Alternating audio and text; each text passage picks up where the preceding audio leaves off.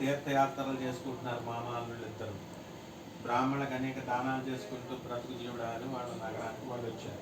అసలు వీళ్ళకి బుద్ధి వచ్చిందా లేదా అని దేవుడు మళ్ళీ టెస్టింగ్ చేయాలనుకున్నాడు సత్యనారాయణ స్వామి. ఒక సన్యాస రూపం ఎత్తుతాడు. ఎత్తి వీళ్ళు సామాన్ అంతా వేసుకొని వీళ్ళు పడవల్లో ధనం రాజుగారికి రెట్టింపు డబ్బిచ్చారు.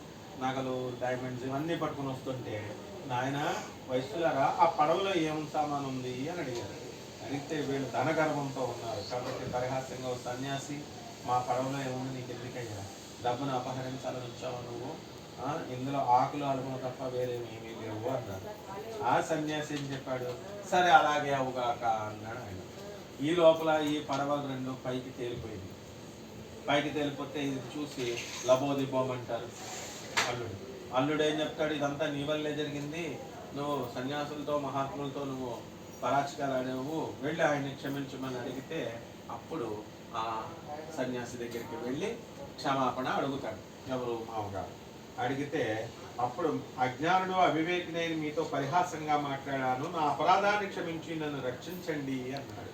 అప్పుడు ఆ సన్యాసి పోయి, ఎవరనుకుంటున్నావు నన్ను, నా వ్రతాన్ని చేస్తానన్నావు, నువ్వు చేస్తానని చెప్పి ఆ వ్రతం చేయకపోవడం వల్ల నీకు కష్టాలు వచ్చినాయి అని చెబితే అప్పుడు వైశ్యుడు ఆ సన్యాసిని చూచి, ప్రభు ఈ లోకమంతా నీ మాయ వలన నిండిపోయింది, అది ఇది చక్కగా తెలుసుకోవాలి.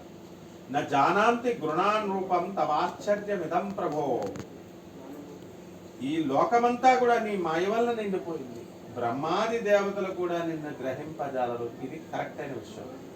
మేము యూట్యూబ్లో చూసి నాకు దేవుడు ప్రత్యక్షమైపోయాడు, అమ్మవారు ప్రత్యక్షమైపోయింది, అమ్మవారు నన్ను ఇలా కొట్టి లేపుతుంది ఇలా అంటారు కదా. బ్రహ్మాది దేవతలకి విష్ణుమూర్తి కనీస దర్శనం ఇవ్వదు. అంటే దేవుడు అంటే మనం ఫోటోలో బొమ్మలాగా, దేవుడు అంటే విగ్రహంలాగా చూస్తున్నాము. కాబట్టి గురుచరిత్ర పారాయణలో ఏమని చెప్తాడంటే మొట్టమొదటి అధ్యాయంలో, నేను ఇంత పూజలు చేస్తున్నాను, నేను ఇంత చేస్తున్నాను, మా వంశం కులదేమో నువ్వే దత్తాత్రేయుడా, నాకు ఎందుకు ఇవ్వడం లేదంటే అప్పుడు ఆయన చెబుతాడు, నువ్వు విగ్రహంలాగే నన్ను చూస్తున్నావు కాబట్టి నీకు కష్టాలు ఉన్నాయి. నువ్వు చైతన్యమూర్తిలా కదిలేలాగా చూడాలి. మనం పూజ చేసేటప్పుడు దేవుణ్ణి మనం ఎలాగైతే కదులుతున్నామో చైతన్యమూర్తిలా ఆ అభ్యాసం చేస్తే అప్పుడు మనకి దేవుడు కనబడతాడు. బ్రహ్మాది లోకాల దేవుడు అంటే ఏంటి, అఖండమైనటువంటి సూర్యమండలాలు 3,3 × 10⁻11 సూర్యమండలాలను సృష్టించాడు. అందులో మనకు దగ్గరగా ఉన్నది ఈ సూర్యమండలం.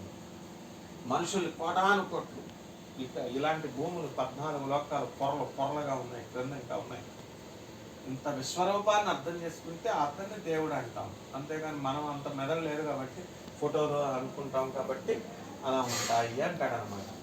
కాబట్టి ప్రభు ఈ లోకమంతా కూడా నీ మాయ వల్ల నిండిపోయింది, బ్రహ్మాది దేవతలు కూడా నిన్ను గ్రహింపజాలరు, ఇక నేను ఎంత వాడిని, నాపై కరుణ చూపు, నా ధనాన్ని నాకు లభించేటట్లు చేసి నన్ను రక్షించు అని ప్రార్థించాడు. అప్పుడు సంతుష్టుడైన స్వామి ఆ పడవలోనే మళ్ళీ డబ్బు వచ్చేలాగా చేసేసాడు. డబ్బు వచ్చేసింది.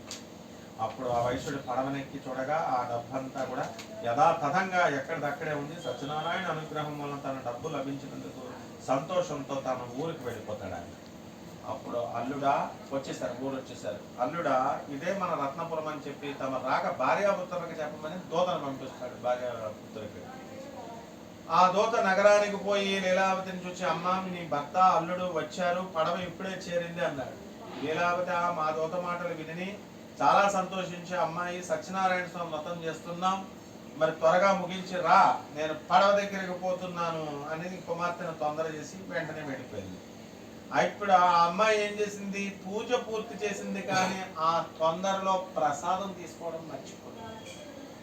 మర్చిపోవడం వల్ల ఏమైంది, అప్పుడు మళ్ళీ సత్యనారాయణ స్వామి వారికి కోపం వచ్చింది. కోపం వచ్చి ధనము ఇల్లు అల్లునితో సహితముగా రేవులో ఉన్న పడవను ముంచు వేశారు. తీరమందున్న వారు అది చూసి ఆశ్చర్యపోయారు. వైశ్యుని భార్య కుమార్తె చాలా దుఃఖిస్తున్నారు. వారందరూ అలా దుఃఖిస్తుంటే తల్లి తన కుమార్తెను చూసి, అల్లుడా చూస్తుండగానే నావుతో మునిగిపోయావు కదా, ఇదంతా శ్రీ సత్యనారాయణ స్వామి మహిమ అని తలుచుకుంటూ కుమార్తెను కౌగిలించుకుని ఏడుస్తారు. కళావతి తన భర్త చనిపోవడం చూసి అతని చెప్పులను పాదుకలను తీసుకుని సహగమనం చేయడానికి సిద్ధపడింది. వైశ్యుడు అది చూసి దుఃఖంతో, ఇదంతా సత్యనారాయణ స్వామి మహిమే కానీ వేరు కాదు అని నిర్ణయించుకొని, నా శక్తి అనుసారం ఆ స్వామివారిని కొలుస్తాను అని చెప్పాడు.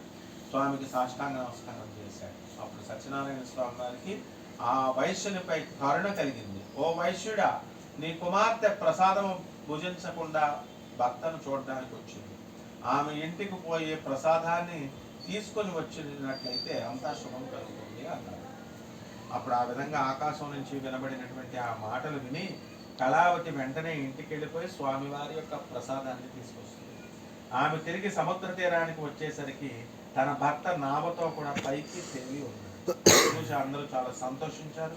కళాదేవి తండ్రిని చూసి, తండ్రి ఇంత ఆలస్యం చేసేవంటి, ఇంటికి పోదాంరా అని చెప్పారు. బంధుమిత్రులు అందరితో కలిసి వెళ్ళి సత్యనారాయణ స్వామి వారి యొక్క వ్రతాన్ని ఆచరించి పిమ్మట సుఖంగా ఇల్లు చేరుకున్నారు.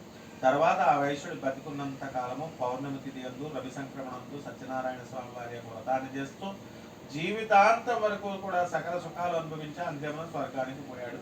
ఇది శ్రీ స్కాంద పురాణాంతర్గత రేవాతీర ఖండే శ్రీ సత్యనారాయణ స్వామి వ్రతం చతుర్థాధ్యాయ సమాప్త. కొబ్బరికాయ కొట్టండి, అక్షతలు వేస్తాను.